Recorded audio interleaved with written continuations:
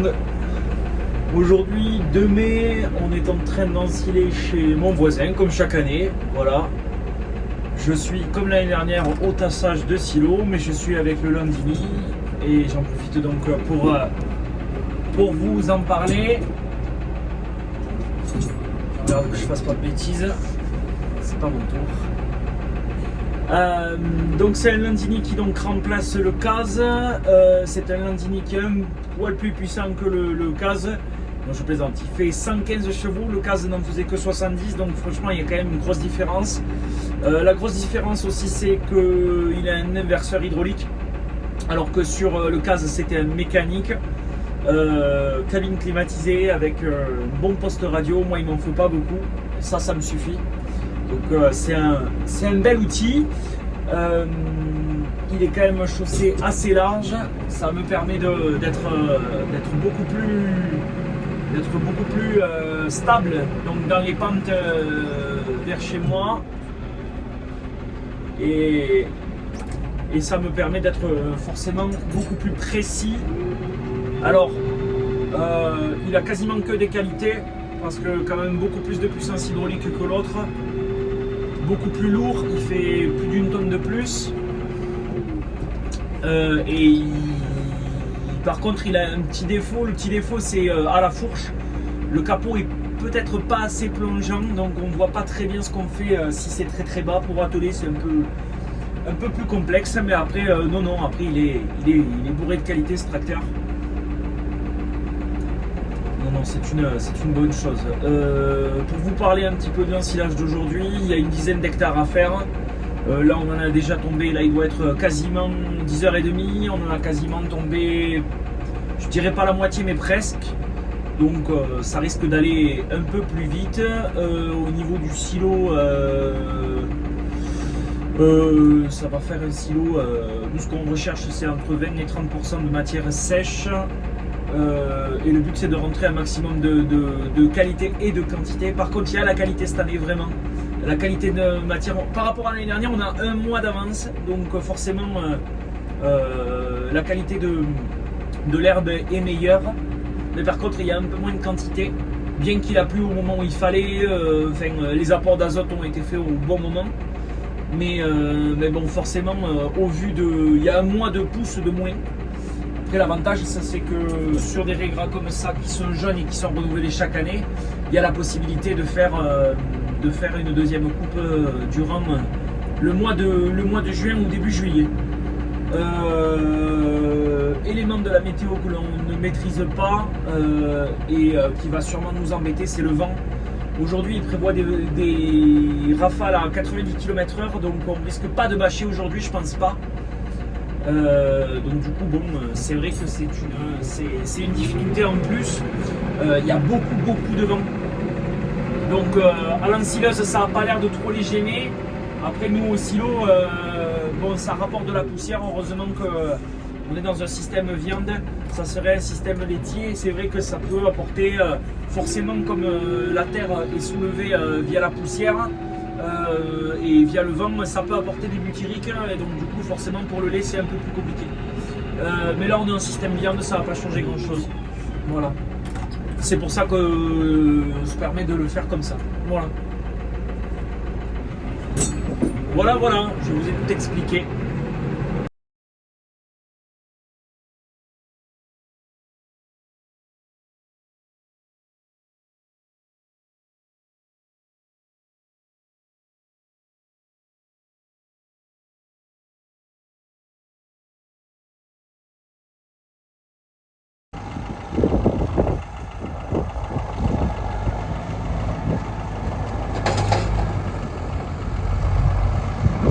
Three days later.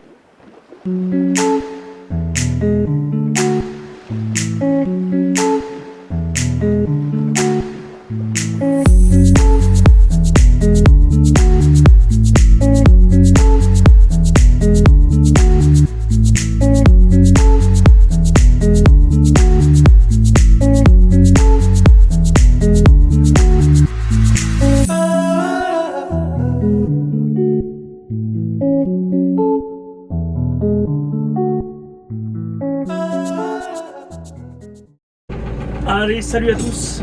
Aujourd'hui, on est dimanche 11 mai. Donc, comme vous le voyez, le temps n'est pas au beau fixe.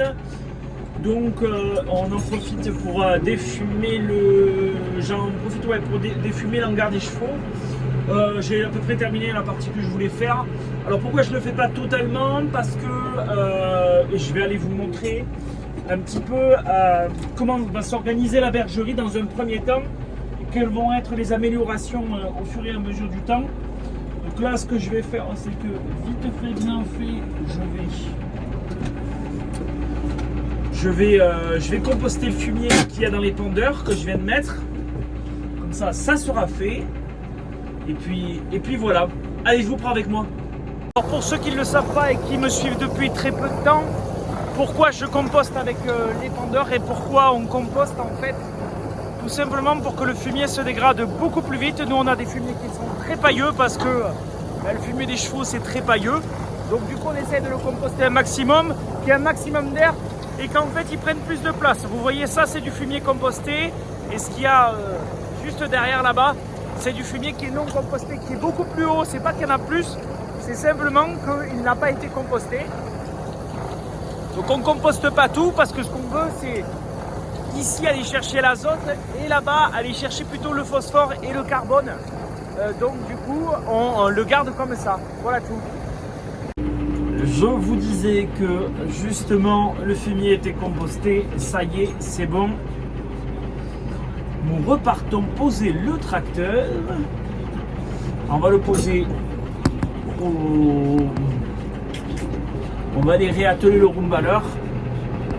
En fait, j'avais enlevé le roomballer parce que nous sommes en train de réorganiser un petit peu la chose. Donc, comme il est déjà un peu tard, je voulais faire plusieurs choses, mais en fait, je pense que je n'aurai pas le temps. Donc, du coup, on va peut-être aller faire autre chose. Non, vous savez quoi, on va le laisser là. Ça sera plus simple.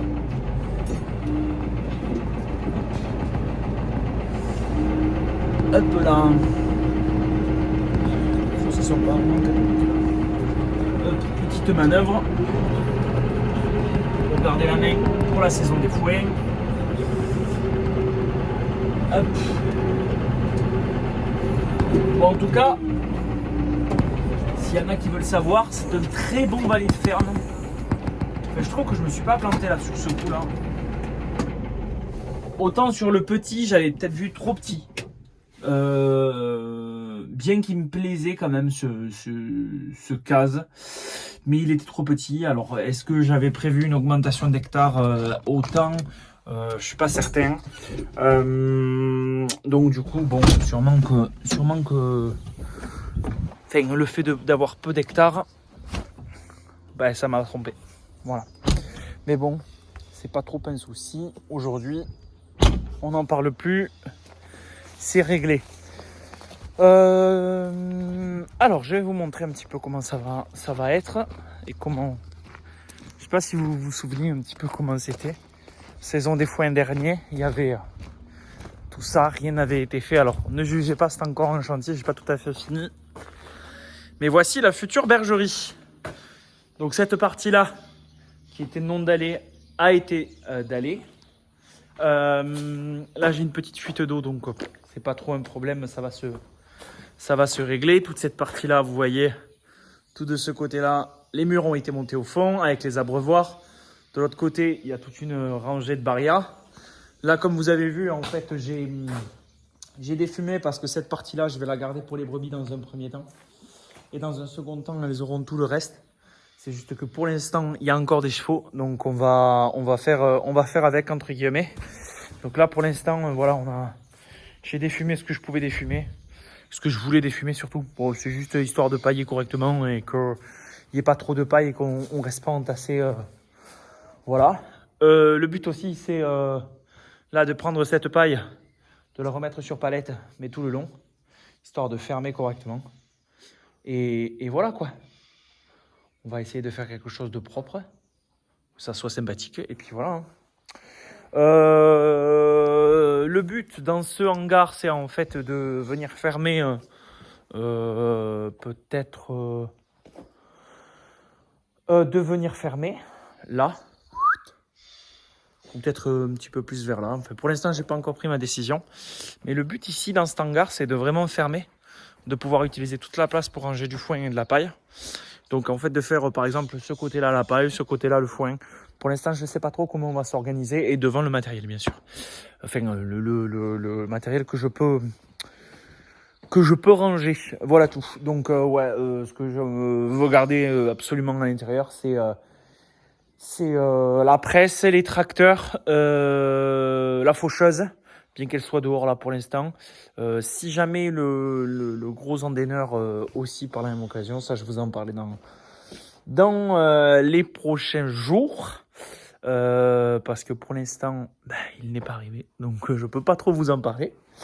Et puis voilà. Et puis on va voir comment on va faire. Ça fait partie des nouveautés, tout simplement.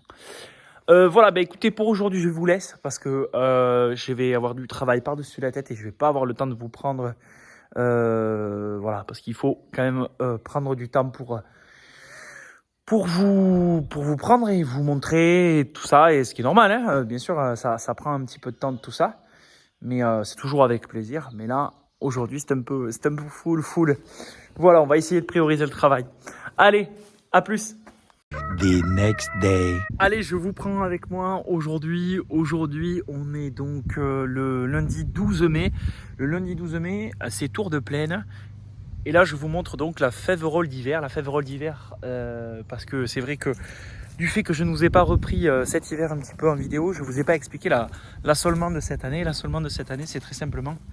Nous avons mis, là je me trouve sur le site de la Plaine, donc nous avons mis de la féverolle, un métail avec de la veste et de l'avoine, on va aller le voir tout à l'heure, de l'orge et il y aura toujours bien sûr de la luzerne. Donc on a fait 2 hectares de féverolle d'hiver, de féverolle d'hiver tout simplement. Et il se trouve que cette année elle a bien fonctionné. Je ne sais pas si vous arrivez à voir sa taille, elle est immense et là au milieu vraiment ça m'arrive quasiment, elles sont vraiment très très grandes. Alors ça marche pas trop mal. Après c'est vrai qu'on a eu pas mal de précipitations là sur la floraison. C'est pas exactement ce qu'il faut. Et puis c'est surtout qu'on est infesté par des pucerons. Je vais vous montrer ça tout de suite. C'est cette maladie là. Voilà, donc en fait ça les rend très très noirs comme ça. Ça fait ce genre de choses. C'est des petites bestioles qui viennent manger la plante. Et on est infesté. Oui et non, il y a des pucerons, je ne vais pas dire qu'il y en a partout, il y en a sur quelques-unes. Après, ça va sûrement altérer le nombre de grains sur la plante. Après, c'est pas très grave parce que c'est des plantes qui seront pour la consommation des brebis, donc c'est pas trop un problème. J'ai vu une plante tout à l'heure qui était significative du puceron et des effets du puceron, mais je n'arrive pas à la retrouver. Si, ça doit être celle-là. Vous voyez, en fait, elle commence à complètement cramer. Et en fait, c'est pas en ce moment-là qu'il faut qu'elle crame. Il faut que les feuilles crament plutôt en avancée de l'été pour pouvoir faire du grain. Enfin bon, cette année, on verra bien les rendements, comment ça fonctionne. De toute façon, la féverolle est intéressante parce que c'est une légumineuse et du coup qui va rapporter naturellement de l'azote dans le sol. Voilà, donc la culture qui va suivre celle-là, elle sera forcément idéale. Voilà. Alors on va continuer donc ce tour de plaine avec la parcelle Vesse avoine. Elle est là. Vous les voyez. Donc c'est une parcelle en fait que j'avais de base semée plutôt pour un couvert végétal parce que je pensais faire un tournesol derrière. Sauf que c'était tellement joli que j'ai dit on arrête tout, on fait plus rien, on la laisse comme ça. Et en fait elle est juste magnifique, les vesses sont superbes. Vous voyez, c'est super dense, il y en a vraiment partout, c'est pas du tout sale. On verra un petit peu comment c'est fait. L'avoine monte bien, voilà, vous voyez. Franchement, c'est juste magnifique. J'ai rien d'autre à dire. C'est très très joli. Par contre, il y a un truc que j'ai fait que je pourrais, à mon avis, pas dû faire. C'est de semer à peu près à la même quantité. Je crois que là, j'ai mis dedans, dans ce couvert végétal, j'avais mis de l'avoine. J'avais mis du trèfle d'Alexandrie et des vesses. Le trèfle d'Alexandrie, il est là. Vous voyez, ça c'est du trèfle d'Alexandrie. Ça c'est des vesses. Ça aussi c'est du trèfle d'Alexandrie. Et l'avoine, elle est là par exemple. Là on est au stade grossissement. Voilà.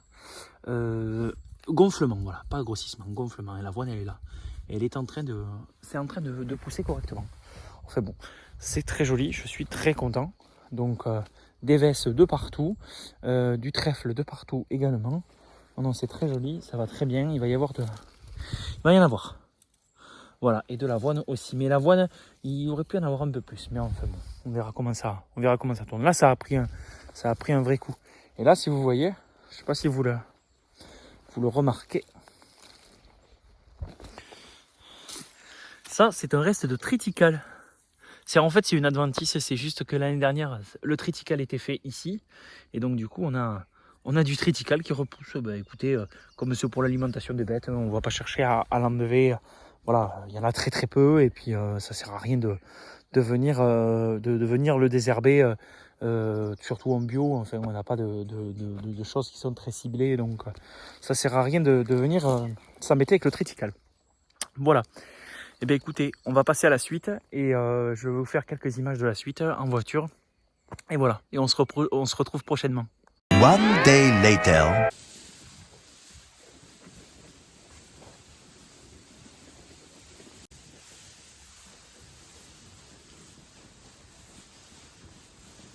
Et voilà, comme vous avez pu deviner, les brebis sont arrivées à bon port. Je suis allé les chercher aujourd'hui. Alors, il y en a 70 plus 3 béliers. Pour l'instant, les béliers sont avec les brebis. Je laisse tout le monde ensemble pour pas les déranger. Ils ont l'habitude de vivre ensemble. Les brebis sont pleines pour le mois d'août, pour début août et mi-août. Donc, ça va annuler à ce moment-là. Et voilà, pour des agneaux d'octobre, d'octobre-novembre, voilà, pour pouvoir les vendre à ce moment-là. Écoutez, je suis content. Au niveau de la race, oui, c'est vrai que je vous en ai pas parlé. Alors, c'est pas du 100% Lacone comme on a l'habitude. Il y a du Lacone, mais il y a aussi du Lacone croisé Charolais, Lacone croisé Berrichon. Et les béliers, il y a un bélier, il est là, un bélier Berrichon. Et après, il y a 2 béliers Charolais aussi que j'ai acheté en même temps. Voilà. Écoutez, vous allez pouvoir suivre leurs aventures sur cette chaîne. Je suis officiellement plus céréalier, plus que céréalier. Je suis aussi éleveur, voilà. C'est la vraie polyculture élevage, voilà. Une phase de plus dans la ferme, je suis très content. Une phase de plus dans mon installation, je suis très content aussi par la même occasion. Pas mal de travail. Alors oui, c'est vrai qu'elle n'est pas parfaite, c'est vrai que c'est un peu du bricolage, qu'il y a des trucs, il y a des petits trucs, il y a des petits détails, mais c'est pas grave, ça va s'améliorer au fur et à mesure. De toute façon, pour avancer, il faut faire. Et pour faire, des fois, il faut aussi bricoler, parce que bon, j'avais pas vraiment beaucoup de budget pour faire cette bergerie. C'est fait avec un peu de récup, mais avec beaucoup d'envie, en tout cas. Voilà. Et bien, j'espère que ce bout de vidéo vous aura plu. On se retrouve bientôt pour la suite des événements. Voilà.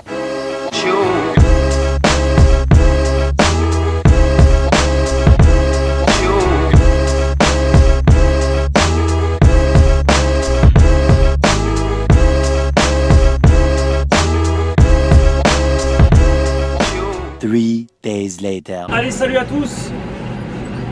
De retour dans cette vidéo. Aujourd'hui, on est le 16 mai, vendredi 16 mai. Et c'est le départ des fourrages. Ça y est, j'ai sorti la faucheuse. On est avec le Landini parce que pour l'instant, on n'a que celui-là pour faucher. Sinon, ça sera avec le gros. Donc là, on est dans des parcelles que je viens de récupérer cette année. C'est la première fois que je les fauche. Donc je fais pas mal attention, je sais pas trop ce qu'il y a.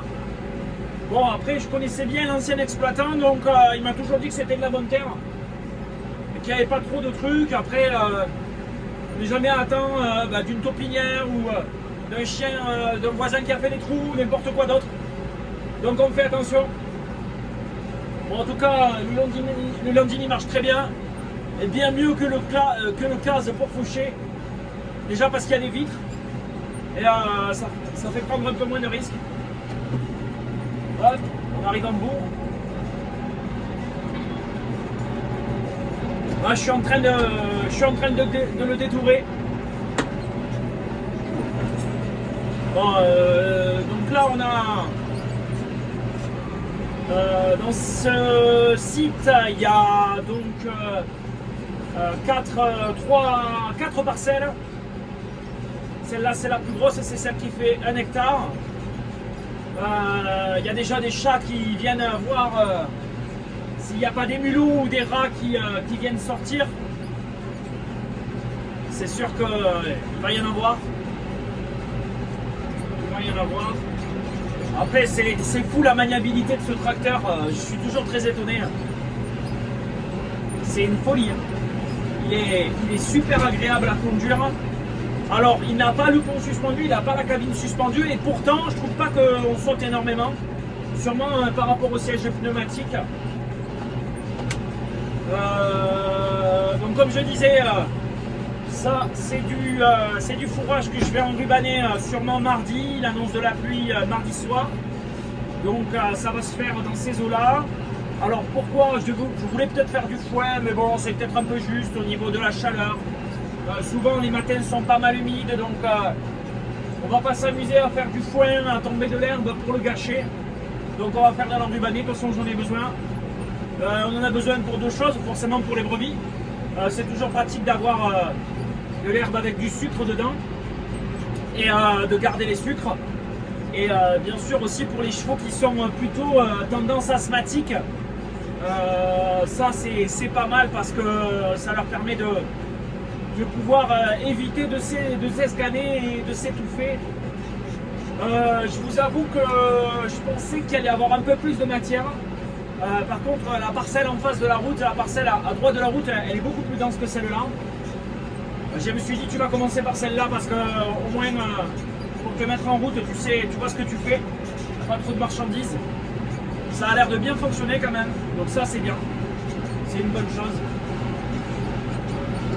Très bonne chose même. Hop, faut faire attention parce que on traverse la route. Hop.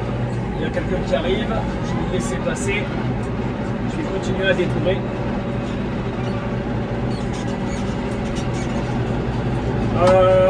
Bon forcément j'avance assez vite.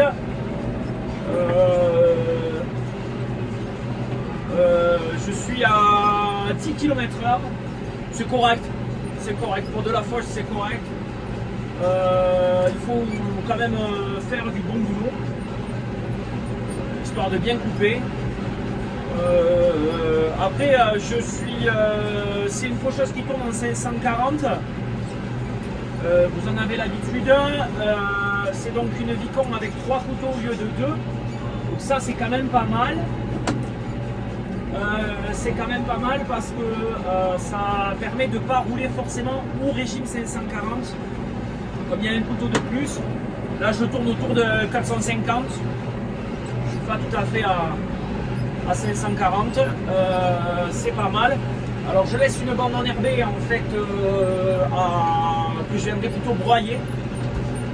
Pourquoi je laisse une petite place? C'est parce qu'en fait mon voisin n'est pas en bio, le voisin des terres, et comme les terres sont vraiment collées, l'orge est juste à côté. Là je me laisse une marge d'erreur. Pas que je lui fais pas confiance, c'est que voilà, le label me le demande, donc voilà, je laisse une petite bande enherbée de ce côté-là. Après côté route et côté chez moi, je fais ce que je veux. Mais côté voisin, déjà ça m'évite de couper l'orge, malencontreusement de couper l'orge du voisin. C'est quand même pas le but. Donc voilà.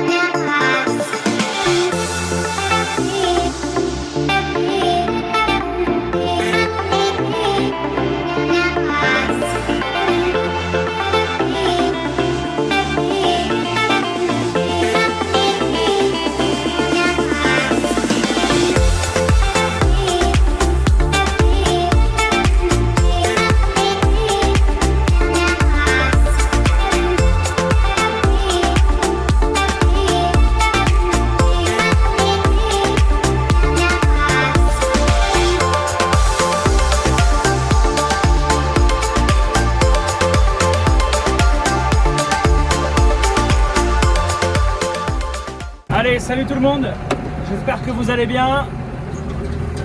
Aujourd'hui on est dimanche... Bon, j'ai pas la date, je crois que c'est le dernier dimanche, le dimanche de la moitié du mois de mai. Pour vous donner un petit peu les infos, là je suis en train d'emmener la partie que l'on voulait, que je voulais enrubanner. Alors ça reste très sec. Est-ce que je l'enrubane? Est-ce que je l'emballe pour faire du foin? Je sais pas trop. Ils annoncent de la pluie lundi. L'entrepreneur doit venir lundi aussi. Est-ce qu'il aura fini là où il est avant de venir chez moi? Je ne sais pas. Il n'est pas d'à côté. Bon, j'ai pas pris ma décision et je lui en ai pas trop. J'ai essayé de lui envoyer un texto hier. Bon, il m'a pas répondu, mais c'est normal. Il a du boulot. Je crois qu'il a bossé jusqu'à très tard. Donc, il doit faire une pause de 5 minutes. Donc, bon, j'ai 5 minutes pour qu'il me réponde. Il n'y a pas de souci. Donc, pour l'instant, je sais pas trop. Que dire de plus? Il y a de la super cave, et vraiment de la super cave. C'est vraiment le fourrage est très vert. On sent que la chlorophylle a fixé et que les nutriments du coup se sont pas du tout lessivés. C'est ce que je cherchais à faire. Là il y a peu de matière, mais il y a de la qualité. Donc il m'est arrivé une connerie l'autre jour quand je fauchais. Je vous ai pas repris parce que ça m'a quand même pas mal énervé. Mais bon, le problème va être résolu. J'ai pété la vitre arrière dans les 2 derniers tours des champs. J'étais dégoûté. Une taupinière que je n'avais pas vue et arrachage de vitre. Mais bon, j'ai eu l'assurance. Ils vont me la changer rapide. Ça va aller. Mais bon, là aujourd'hui il fait super chaud. J'aurais apprécié la clim. Bon, du coup, heureusement qu'il y a un peu de vent et ça fait climatisation. J'ai tout ouvert et puis voilà. Vous le savez, vous commencez à me connaître, j'aime pas trop le chaud. Hier, je vous ai pas repris, mais on a fait la deuxième partie de l'ensilage chez mon voisin. Donc, toujours pareil, je tassais. Donc, comme c'est à peu près pareil, je vous ai pas repris. Voilà. La dernière parcelle de la journée. Et cet après-midi, je vais sortir les brebis et je vais me reposer. Puis après on verra ce qu'on fait la semaine prochaine. J'attends des nouvelles, on verra. C'est dimanche, c'est le jour du Seigneur. Normalement on ne devrait pas bosser. Donc on va le prendre cool, voilà. Mais c'est surtout que hier on a pas mal bringué, donc ce matin le réveil a piqué un peu. Mais bon, c'est pas grave. C'est pas grave, il faut quand même vivre. Même si on fait un boulot manuel et on n'a pas d'horaire ni de jours bossés, il faut essayer de s'arranger la vie et prendre des petits moments, même si c'est pas des journées, prendre des moments dans la journée pour se reposer, pour faire quelque chose. Faut pas accumuler du sommeil ou faut pas accumuler de la fatigue en départ de saison. Donc voilà. Semaine prochaine, à mon avis, on va pouvoir se poser 5 minutes parce qu'ils annoncent de la pluie comme jamais. Lundi, un petit peu mardi, beaucoup mercredi, beaucoup jeudi et je crois que ça se calme vendredi, mais on va peut-être se prendre 60 à 70 mm en une semaine. Donc ça va être coton, mais bon, on aura en tout cas trouvé le bon moment pour faire cette période de foin, donc cette période de fourrage, donc ça c'est parfait. Et puis le reste ça va suivre au fur et à mesure, fin mai, début juin, et on va envoyer. Mais bon, en tout cas c'est une bonne mise en route. J'ai pas tout le matériel. Là je suis encore avec le vieil endaineur, ça me saoule un peu, mais bon, c'est comme ça, j'attends les autres. C'est pas un souci. On fait avec. Bon, mais écoutez, je finis ça tranquille et je vous reprends soit quand il y a entrepreneur, soit quand je vais emballer. Allez, bye!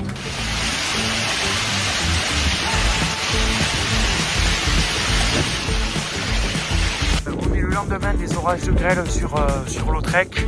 C'est un épisode qui a été violent. En très peu de temps, il est tombé une grosse quantité d'eau, de grêle. Donc ça a eu pour impact, toutes les cultures sont touchées. Ça m'aurait réellement fait chier de perdre toute l'orge. La grêle a aussi frappé le centre du village. On peut constater qu'il reste plus que les pieds, il n'y a plus de feuilles. La récolte était prévue pour la fin du mois de juin. Elle est désormais compromise. C'est pas dingue.